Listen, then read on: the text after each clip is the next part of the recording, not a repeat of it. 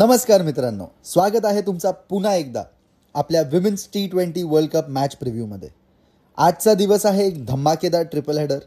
एका दिवसात Australia versus Bangladesh, India versus Netherlands आणि साऊथ आफ्रिका वर्सेस पाकिस्तान हे 3 जबरदस्त सामने पाहायला मिळणार आहेत. चला तर मग बघूया या तिन्ही सामन्याची कंप्लीट प्रिव्ह्यू. बोलूया मॅच 1 बद्दल.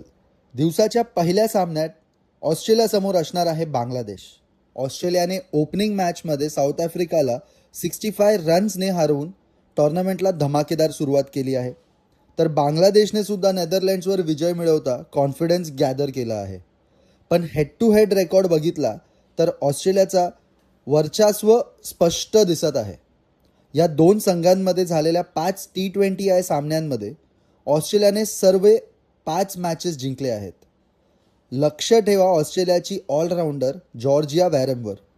साऊथ आफ्रिका विरुद्ध तिने फक्त 22 बॉलमध्ये 32 रन केले आणि बॉलिंगमध्ये 3 विकेट्स घेऊन मॅच विनर ठरली. बांगलादेशकडून ओपनर झोरिया फिरदौस वर सर्वांची नजर असणार आहे.